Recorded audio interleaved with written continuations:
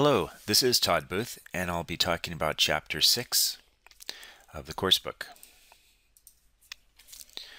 The title is Transport Level Security, and the topic of web security is a broad one and can easily fill a book. In this chapter, we begin with a discussion of the general requirements for web security and then focus on three standardized schemes that are becoming increasingly important as part of the web commerce. And that's when you're doing trades or buying things, selling things, that focus on security at the transport layer: SSL, TLS, HTTPS, and SSH. And I've asked you to see a video. That was the guest lecture on the web security, and that fits into this chapter very well.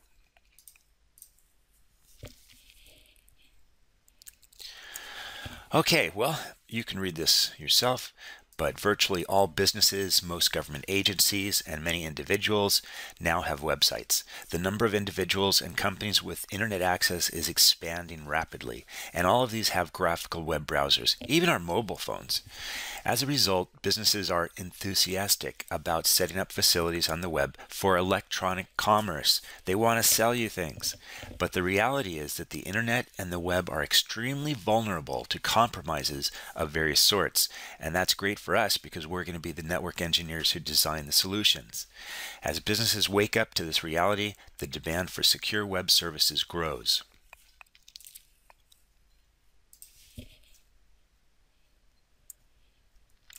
So what are the web security considerations? Well, the World Wide Web is fundamentally a client-server application running over the internet and TCP/IP internets. In the past, we had different protocols like DECnet, SNA, etc., AppleTalk, Banyan Vines, Novell NetWare, but it all consolidated to TCP/IP. So it's a lot easier now. That's the main protocol we need to understand at the transport layer and the network layer. As such, the security tools and approaches discussed so far in the book are relevant to the issue of web security. However, the following characteristics of web usage suggest the need for a more tailored, customized set of security tools. Although web browsers are very easy to use, web servers are relatively easy to configure and manage, and web content is increasingly easy to develop. The underlying software is extraordinarily complex, so the complex software may hide the potential security flaws. The short history of the web is filled with examples of new and upgraded systems, properly installed, that are vulnerable to a variety of security attacks. And also, when you connect your computer to the internet, like when I connect mine at home, I can have about 2,000 to 4,000 attacks in 1 week. It's all automated. They're going like crazy. If you're vulnerable for a couple of minutes, you may be hit and exposed and attacked and exploited. Now, a web server can be exploited as a launching pad into the corporation's or agency's entire computer complex. So what I mean by that is, if they can hack your web server, then from there they run different scripts and etc. tools, install tools, and then they infiltrate into your company from the web server instead of going directly from the outside. Now, once the web server is subverted, an attacker may be able to gain access to data and systems which are not part of the web itself, but interconnected via the server at the local site. And that's why what you want to do, if possible, is you take your web servers that are serving public web pages and you put them on your DMZ, your demilitarized zone, it's called. You don't put them on the same network with your other enterprise servers, which are used by your local employees. Casual and untrained in security matters, users are common clients for web-based services, and these users are not necessarily aware of the security risks that exist, and they don't have the tools and knowledge to take effective countermeasures. So what I mean by that is they may be running a web server and they have a pop-up alert like danger, danger, danger. Are you sure you want to proceed? Click here to go ahead. They don't know what to do, so they just click to go ahead. But what's really scary is even if someone is extremely knowledgeable and they get a message, click to go ahead, it's not even easy for security engineers. For example, we don't know if the reason we're getting the pop-up is because the website's been hacked. And look at the websites that have been hacked around the world. All of these huge billion-dollar companies have been hacked, and they have teams of tens or hundreds of security engineers. So it is a very difficult problem. And that's great for us because it's kind of like job security. Let's move on.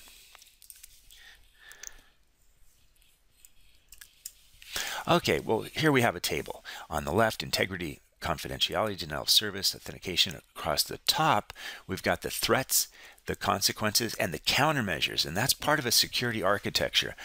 In an architecture, we talk about the services, we talked about the threats, and then we talk about the countermeasures. And the countermeasures are how we can mitigate the danger from the threats. So this table, it provides a summary of the types of security threats faced on the web. One way to group these threats is in terms of passive and active attacks. We talked about that before. The passive attacks include eavesdropping on network traffic between the browser and server, gaining access to information on a website that is supposed to be restricted. Active attacks, those are quite different. They include impersonating another, user spoofing, IP address spoofing, MAC address spoofing. They can alter messages in transit between the client and the server and alter information on a website. Another way to classify web security threats is in terms of the location of the threat. We can do it based on the web server, the web browser, the network traffic between the two. Issues of server and browser security fall into the category of computer system security.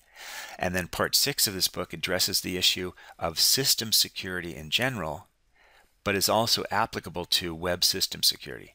Issues of traffic security fall into the category of network security and are addressed in this chapter.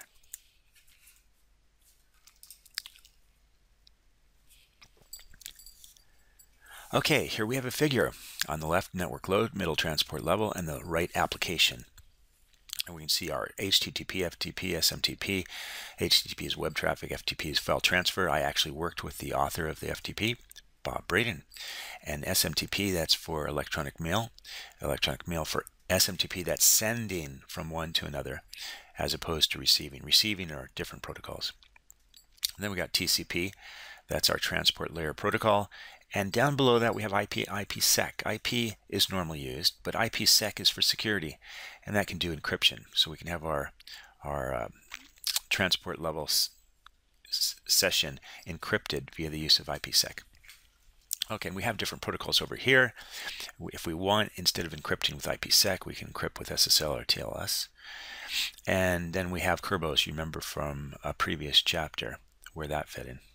And SMIME, that is for electronic mail, and all these are similar.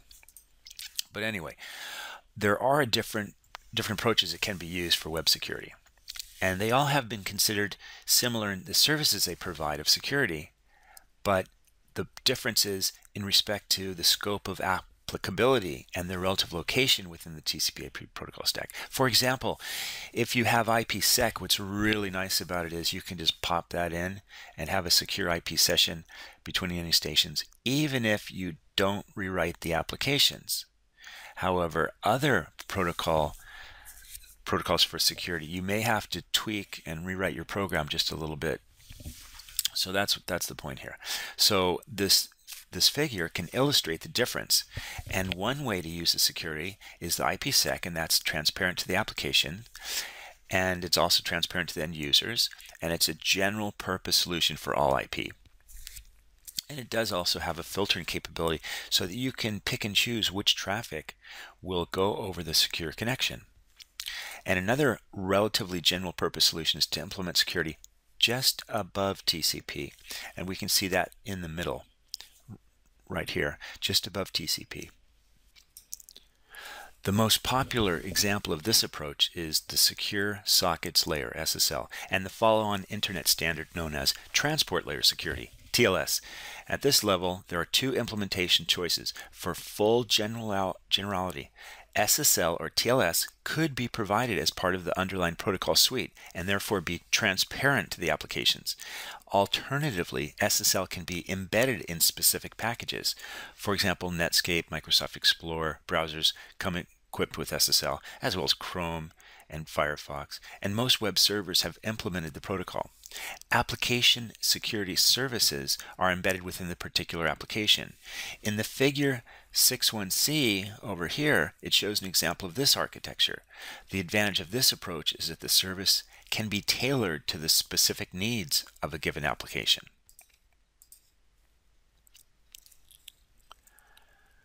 So let's go into depth in Secure Socket Layer, SSL.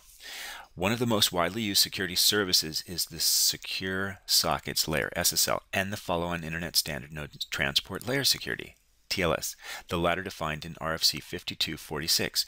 SSL is a general-purpose service implemented as a set of protocols that rely on TCP. At this level, there are two implementation choices. For full generality, SSL or TLS could be provided as part of the underlying protocol suite and therefore transparent to the applications. Alternatively, SSL can be embedded in specific applications.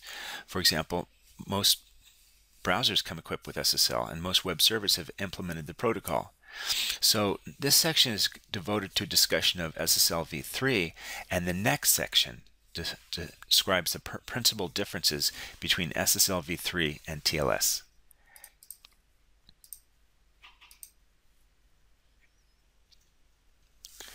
Okay, here we have a figure. It's an SSL protocol stack. Now, SSL is designed to make use of TCP to provide a reliable end-to-end secure service. Now, TCP provides reliable service on top of the network layer IP. When the IP packets go back and forth, what TCP does is keeps track of them, and if packets are received out of order, TCP will reorder them. If some packets are lost, TCP will request that they're sent again. So to the upper layer, to, for example, the programmer, they don't need to deal with these problems on the network level with lost packets and out of order packets because TCP takes care of it. And then SSL is using the TCP, and now we have a reliable service which is also encrypted.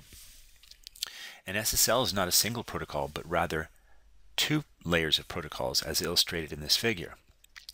The SSL record protocol here provides basic security services to various higher layer protocols. In particular, the HTTP protocol, which provides transfer service of web client server interaction, for example, web pages, can operate on top of SSL. Three higher layer protocols are defined as part of SSL. The handshake protocol over here, the change cipherspec protocol here, and the alert protocol here. These SSL specific protocols are used in the management of SSL exchanges and are examined later in this section.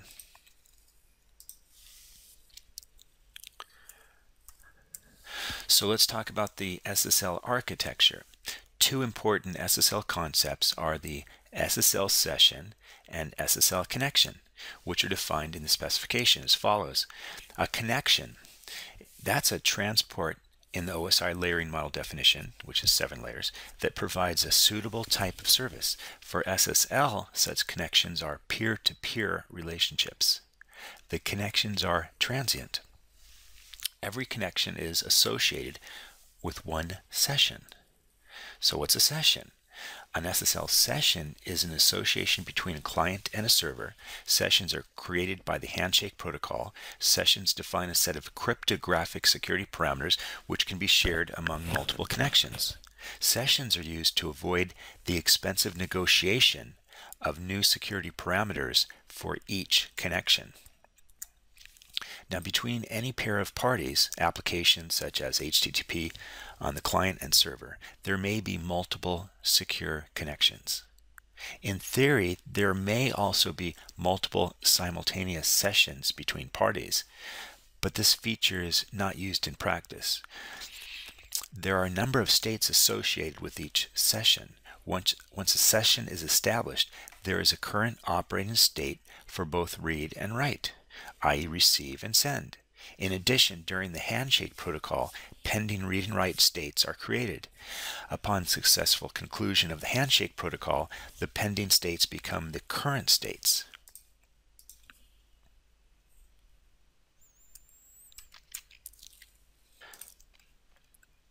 Now, a session state is defined by the following parameters.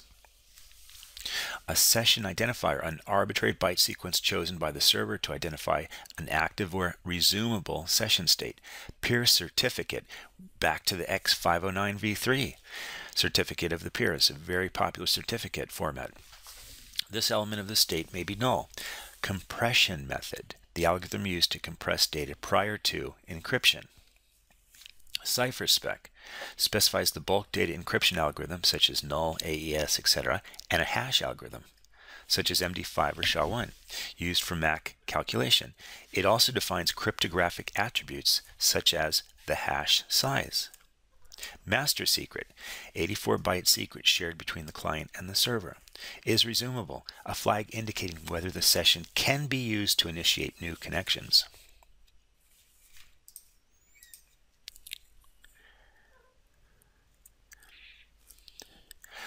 Okay, we just talked about the session state parameters. Let's talk about the connection state parameters.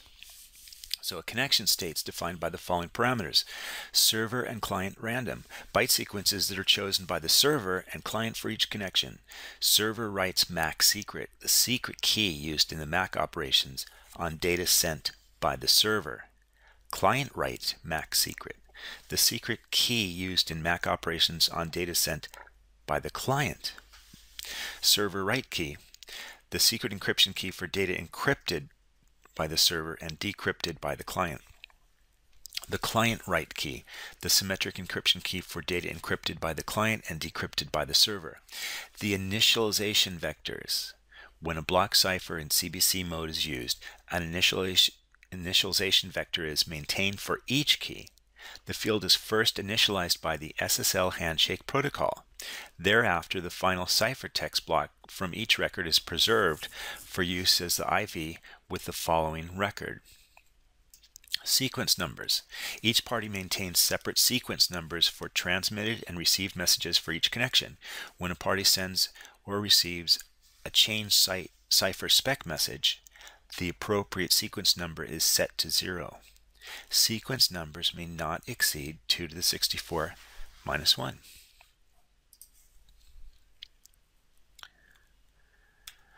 Okay, let's talk about the SSL record protocol. It defines two services for SSL connections. Confidentiality. The handshake protocol defines a shared secret key that is used for conventional encryption of SSL payloads. The message is compressed before being concatenated with the MAC and encrypted for a wide range of ciphers being supported, as shown here. Now, message integrity. The handshake protocol also defines a shared secret key that is used to form a message authentication code, which is similar to HMAC.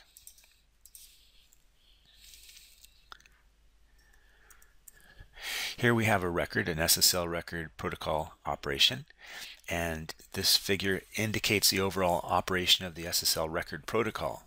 The record protocol takes an application message to be transmitted, fragments the data into manageable blocks, optionally compresses the data, applies a MAC, encrypts, adds a header, transmits the resulting unit in a TCP segment. Received data are decrypted, verified, decompressed, and reassembled before being delivered to higher level users. Now, the first step is fragmentation. Each upper layer message is fragmented into blocks of 2 to the 14 bytes. It can't be any bigger, so we got to break it up via this fragmentation. Next, compression is optionally applied. It's not required, but it is an optional, and it's quite often used on slower links.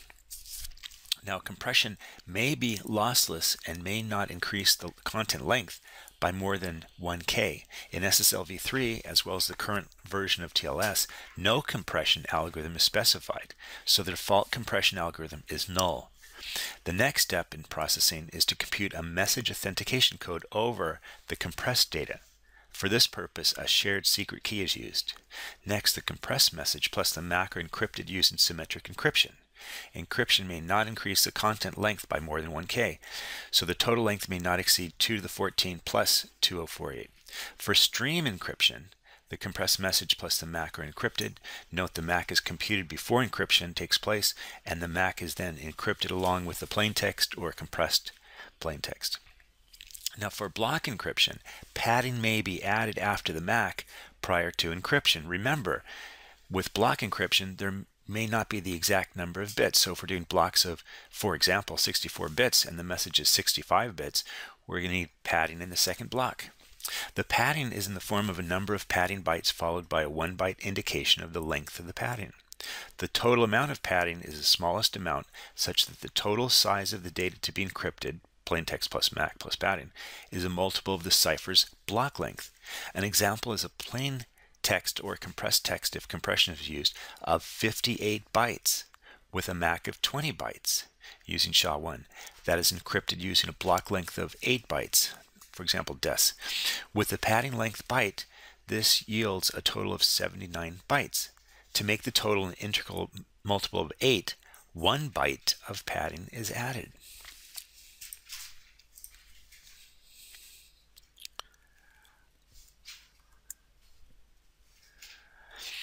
Okay, now here we have the SSL record format. The final step of SSL record protocol processing is to prepare a header consisting of the following fields. Content type, 8 bits, the higher layer protocol used to process the enclosed fragment. Major version, 8 bits, indicates major version of SSL in use. For SSL v3, the value is 3. Minor version, 8 bits, indicates minor version in use. For SSL v3, the value is 0. Compressed length, 16 bits. The length in bytes of the plain text fragment or compressed fragment if compression is used. The maximum value is 2 to the 14 plus 2k. The content types that have been defined are change, cipher, spec, alert, handshake, and application data. The first three are SSL specific protocols discussed next. Note that no distinction is made among the various applications, for example, HTTP, that might use SSL. The content of the data created by such applications is independent to SSL. And this figure illustrates the SSL record format.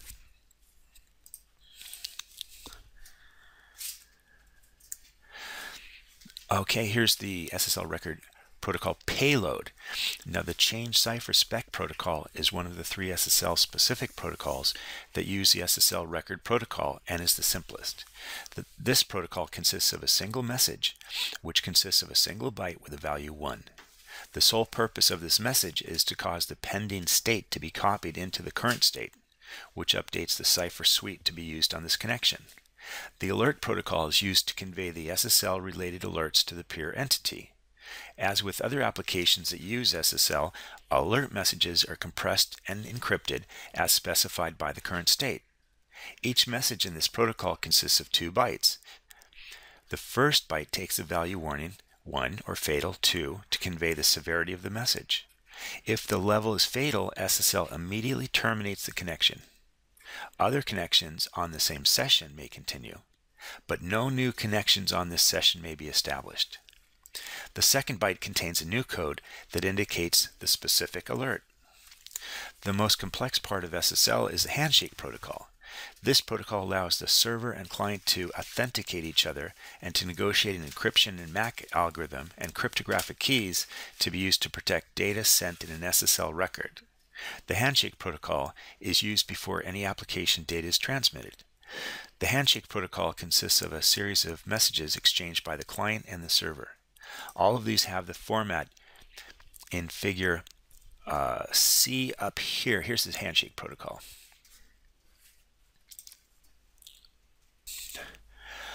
Okay, here we have a table, SSL handshake protocol message types, and we got type, it's 1 byte, indicates 1 of 10 messages. You can see the list. And the length is 3 bytes. That's the length of the message in bytes. And then we have the content, which is the parameters associated with this message, and they're listed in the table here on the left side.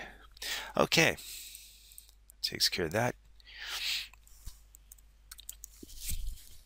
Oh, and here's the initial exchange needed to establish a logical connection between the client and the server. And the exchange can be viewed as having 4 phases. And we can see the phases divided by the lines here. 1, 2, 3 lines. So 1, 2, 3, 4 phases.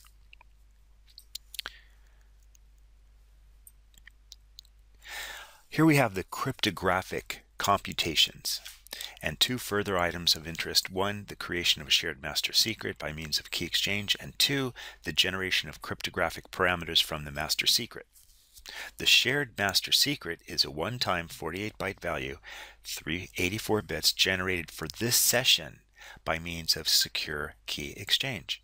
The creation is in 2 stages. First, a pre-master secret is exchanged. Second, the master secret is calculated by both parties. For pre-master secret exchange, there are 2 possibilities. RSA and Diffie-Hellman. RSA, a 48-byte pre-master secret, is generated by the client, encrypted with the server's public RSA key, and sent to the server.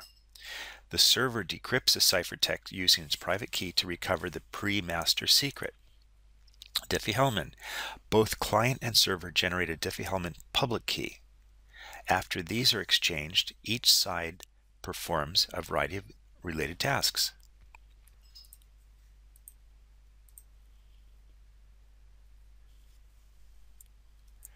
Transport Layer Security, TLS.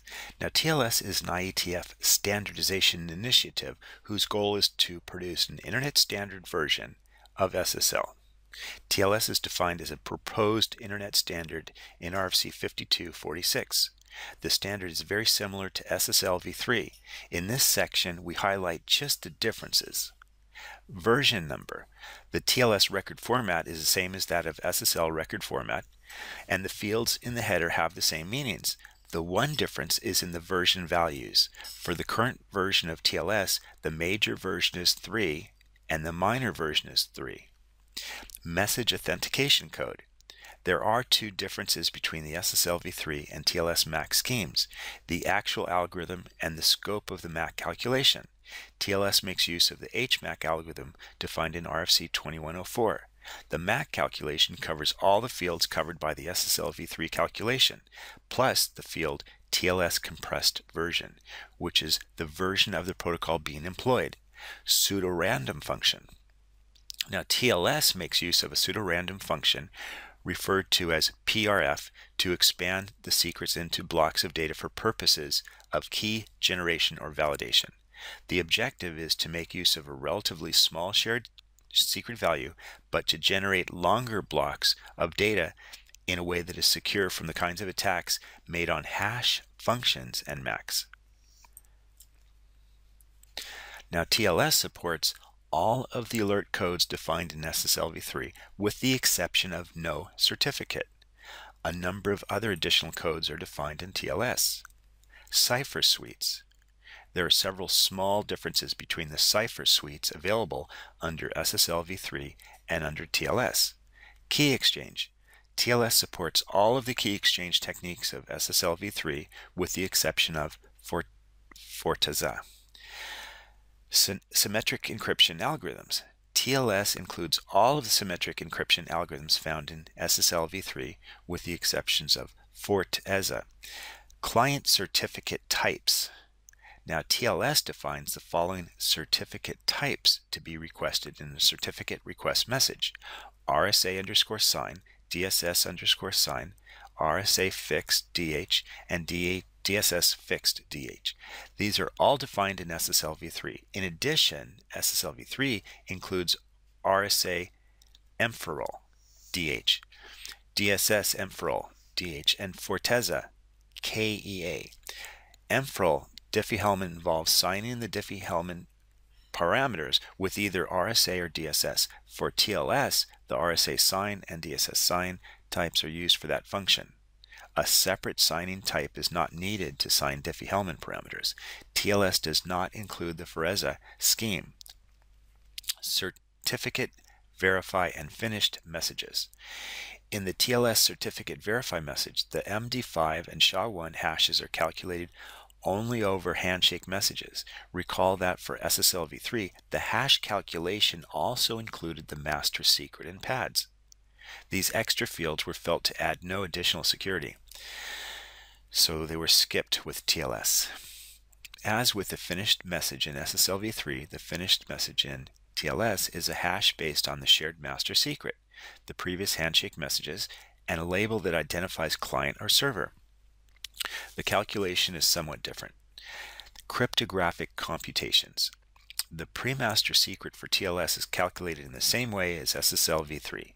As in SSL v3, the master secret in TLS is calculated as a hash function of the pre-master secret and the two hello random numbers.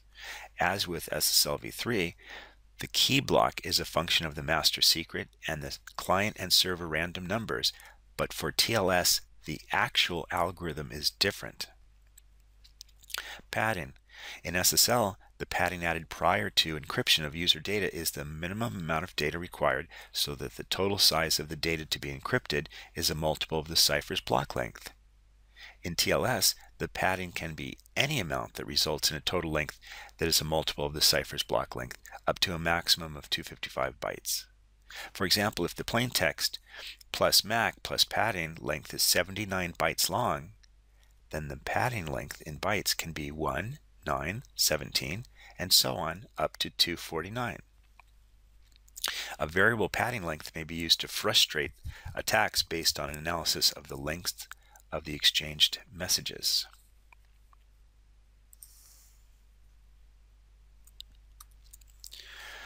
Okay, and here we have a figure showing the TLS function p-hash, and you can just follow the flowchart. So the PRF is based on the data expansion function.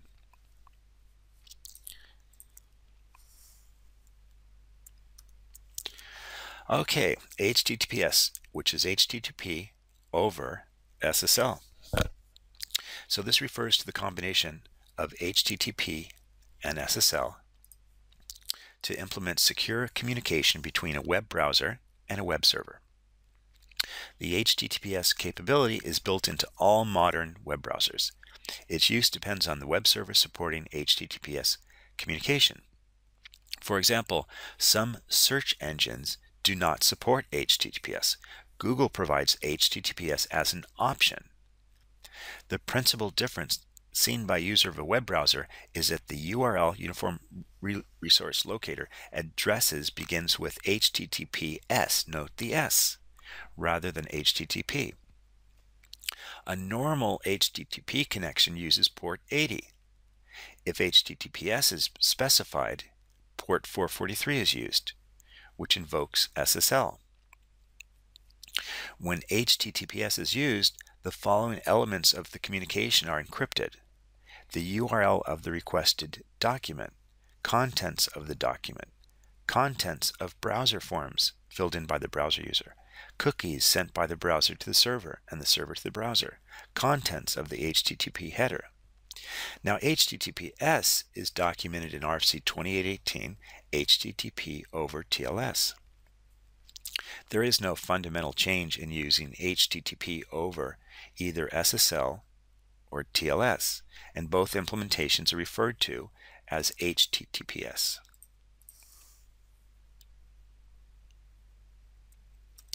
Connection initiation. For HTTPS, the agent acting as the HTTP client also acts as a TLS client.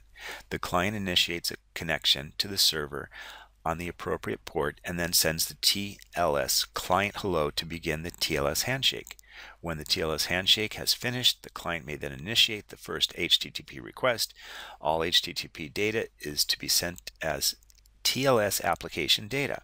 Normal HTTP behavior, including retained connections, should be followed. There are 3 levels of awareness of a connection in HTTPS. At the HTTP level, an HTTP client requests a connection to an HTTP server by sending a connection request to the next lower layer.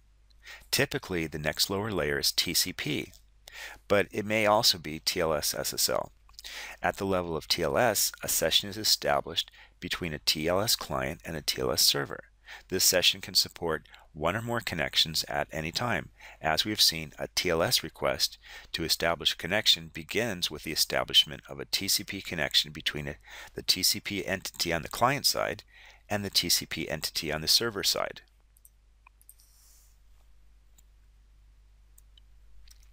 Connection closure. An HTTP client or server can initiate the closing of a connection by including the following line in an HTTP record: connection, close.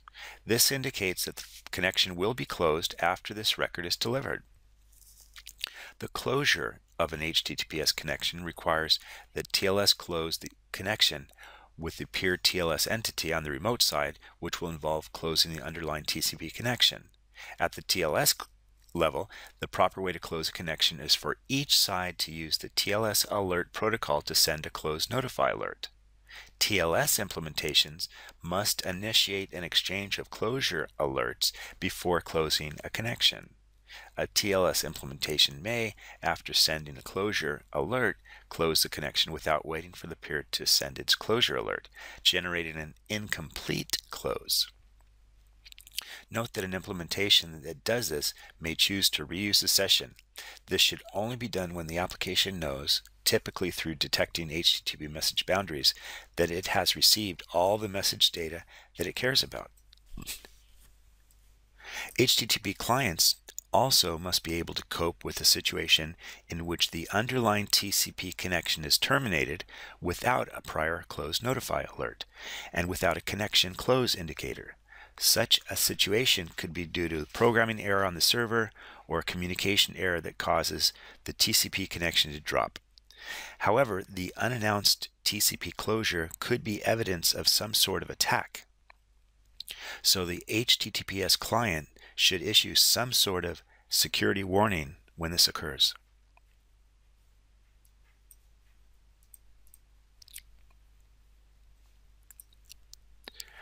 Secure Shell SSH is a protocol for secure network communications designed to be relatively simple and inexpensive to implement. The initial version, SSH1, was focused on providing a secure remote logon facility to replace Telnet and other remote logon schemes that provided no security. SSH also provides a more general client-server capability and can be used for such network functions as file transfer and email. A new version, SSH version 2, fixes a number of security flaws in the original scheme. SSH2 is documented as a proposed standard in IETF RFCs 4250 through 4256. And just so you know, I use SSH all the time.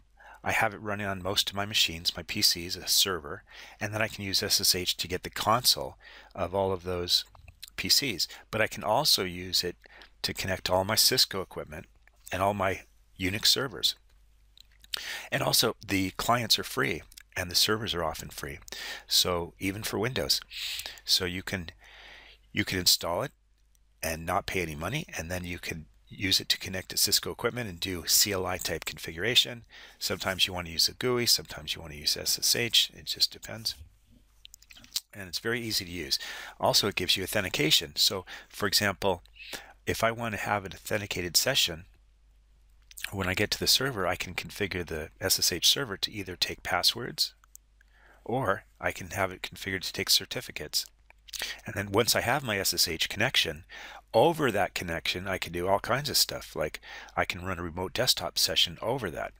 And you might say, well, what's the advantage of that? Why don't you just run remote desktop directly? Well, remote desktop doesn't have high security for logging in. So I can run SSH and use certificates.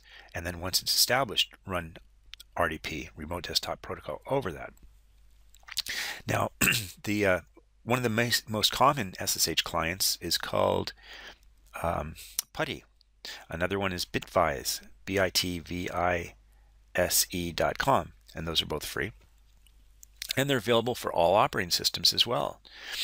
And it's the standard of choice when you're running remote logon or perhaps X tunneling.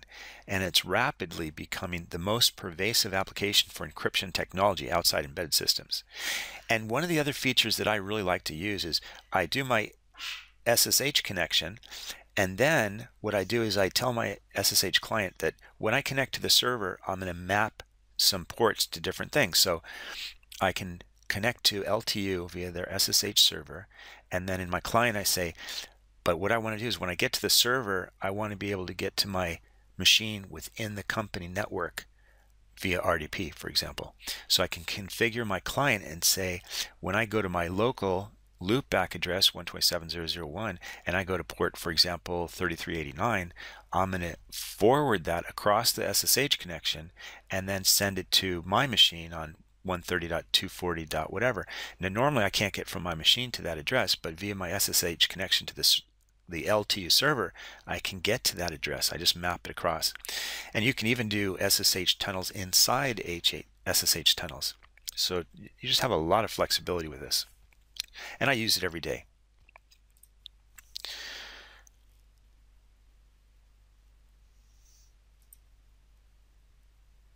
Oh, there we go. Okay, and this is what the SSH protocol stack looks like. It's organized as three protocols that typically run on top of TCP. We've got the transport layer protocol, provides server authentication, data confidentiality, and data integrity with forward secrecy. For example, if a key is compromised during one session, the knowledge does not affect the security of earlier sessions. The transport layer may optionally provide some compression. User authentication protocol authenticates the user to the server. Connection protocol multiplexes multiple logical communication channels over a single underlying SSH connection.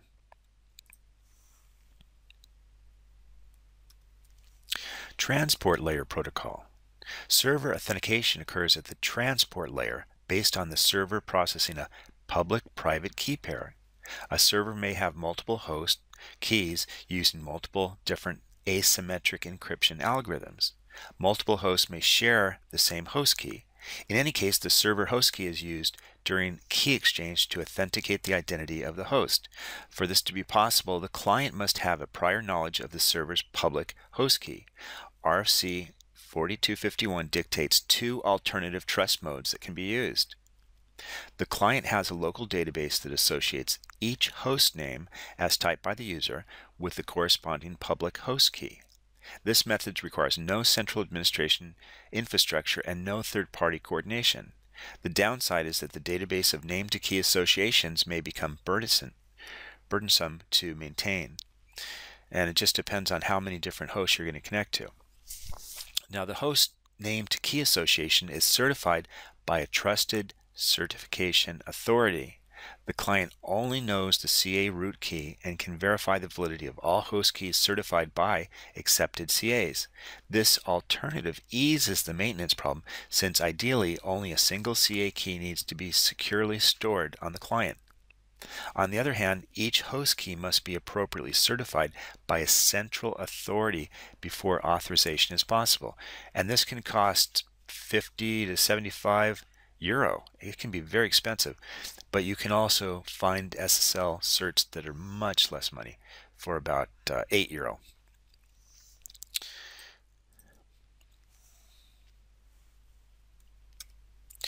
Okay, here we have a figure, and it's about the SSL transport layer protocol packet exchange. It shows you the client, the server, and how the connection works. And this figure illustrates the sequence of events for the SSH transport layer protocol. First, the client establishes a TCP connection to the server. This is done via the TCP protocol and is not part of the transport layer protocol. Once the connection is established, the client and server exchange data, referred to as packets, in the data field of a TCP segment. Okay, here we have a figure of SSH transport layer protocol packet formation, and each packet is in the following format: packet length, length of the packet in bytes not including the packet length in MAC fields; padding length, length of the random padding field; payload, useful contents of the packet. Prior to algorithm negotiation, this field is uncompressed. If compression is negotiated, then in subsequent packets this field is compressed. Random padding. Once an encryption algorithm has been negotiated, this field is added. It contains random bytes of padding so that the total length of the packet, excluding the MAC field, is a multiple of the cipher block size, or 8 bytes for a stream cipher. Message authentication code. If message authentication has been negotiated, this field contains the MAC value. The MAC value is computed over the entire packet plus a sequence number, excluding the MAC field. The sequence number is an implicit 32-bit packet sequence that is initialized to 0 for the first packet and incremented for every packet. The sequence number is not included in the packet sent over the TCP connection. Once an encryption algorithm has been negotiated, the entire packet, excluding the MAC field, is encrypted over the MAC value as it is calculated. The SSH transport layer packet exchange consists of a sequence of steps.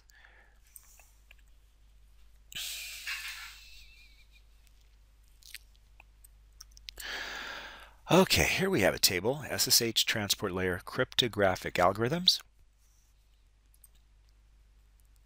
And this table shows the allowable options for encryption, MAC, and compression.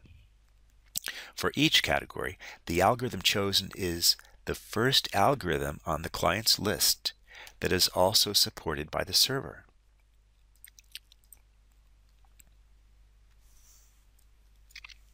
Authentication methods. The server may require one or more of the following authentication methods. Public key.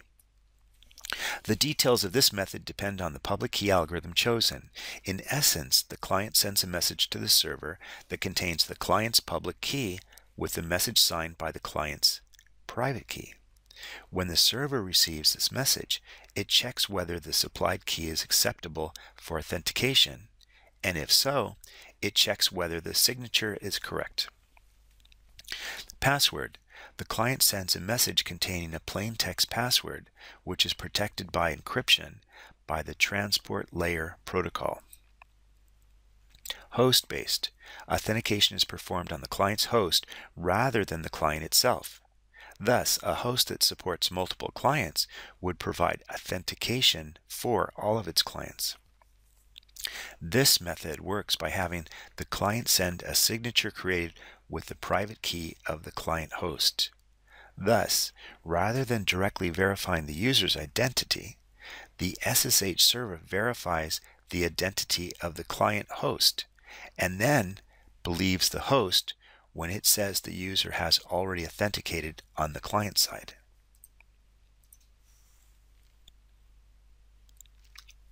Connection protocol. The SSH connection protocol runs on top of the SSH Transport Layer Protocol and assumes that a secure authentication connection is in use. That secure authentication connection, referred to as a tunnel, is used by the connection protocol to multiplex a number of logical channels. All types of communication using SSH, such as a terminal session, are supported using separate channels. Either side may open a channel. For each channel, each side associates a unique channel number, which need not be the same on both ends. Channels are flow controlled using a window mechanism. No data may be sent to a channel unless a message is received to indicate that the window space is available. And if the window says there's 100 bytes available, 100 bytes can be sent. And if it says 110 bytes are available in the window, 110 bytes can be sent. The life of a channel progresses through 3 stages: opening a channel, data transfer, and closing a channel. So here we have a figure, an example of SSH connection protocol message exchange, and you can just see this on your own. We have different channel types. 4 channel types are recognized in the SSH connection protocol spec. Session, the remote execution of a program. The program may be a shell, an application such as a file transfer or email, a system command, or some built-in subsystem. Once a session channel is opened, subsequent requests are used to start the remote program. X11. This refers to the X window system, a computer software system and network protocol that provides a graphical user interface, GUI, for networked computers. X allows applications to run on a network server, but to be displayed on a desktop machine. Forwarded TCP/IP. This is remote port forwarding, as explained later. Direct TCP/IP. This is local port forwarding, as explained later. Okay, port forwarding, that's what I was talking about. I use port forwarding to get through an SSH server onto places which I could not get to otherwise. Plus, there's authentication before I can make that port forwarding. Now, one of the most useful features of SSH is port forwarding. In essence, port forwarding provides the ability to convert any insecure TCP connection into a secure TCP connection. This is also referred to as SSH tunneling. We need to know what a port is in this context. A port is an identifier of a user of TCP. So any application that runs on top of TCP has a port number. Incoming TCP traffic is delivered to the appropriate application on the basis of the port number. An application may employ multiple port numbers. For example, the Simple Mail Transfer Protocol, SMTP, the server side listens on port 25. So an incoming SMTP request uses TCP and addresses the data to destination port 25. TCP recognizes that this is the SMTP server address and routes the data to the SMTP server application. And I wanted to mention, if you don't understand the idea of this TCP port and how the TCP port is bound to a TCP application, then you probably want to review the Moodle prerequisites under networking. And that'll help you understand the networking, because if you don't understand the networking, it's difficult to understand networking security.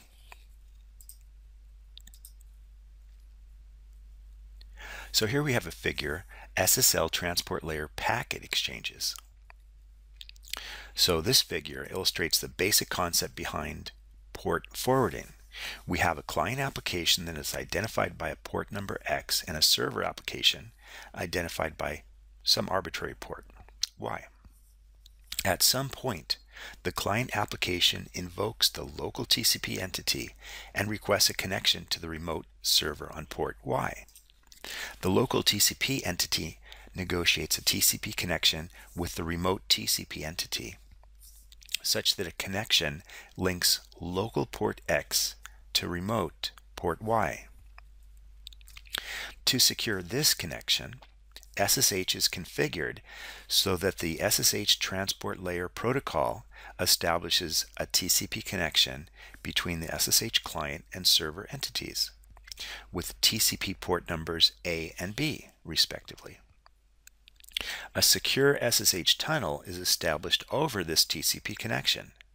Traffic from the client at port X is redirected to the local SSH entity and travels through the tunnel where the remote SSH entity delivers the data to the server application on port Y. Traffic in the other direction is similarly redirected. SSH supports two types of port forwarding: local forwarding and remote forwarding. Local forwarding allows the client to set up a hijacker process. This will intercept selected application level traffic and redirect it from an unsecured TCP connection to a secure SSH tunnel. SSH is configured to listen on selected ports. SSH grabs all traffic using a selected port and sends it through an SSH tunnel. On the other end, the SSH server sends the incoming traffic to the destination port dictated by the client application. With remote forwarding, the user's SSH client acts on the server's behalf. The client receives traffic with a given destination port number, places the traffic on the correct port, and sends it to the destination the user chooses. A typical example of remote forwarding is the following. You wish to access a server at work from your home computer. Because the work server is behind a firewall, it will not accept an SSH request from your home computer. However, from work, you can set up an SSH tunnel using remote forwarding.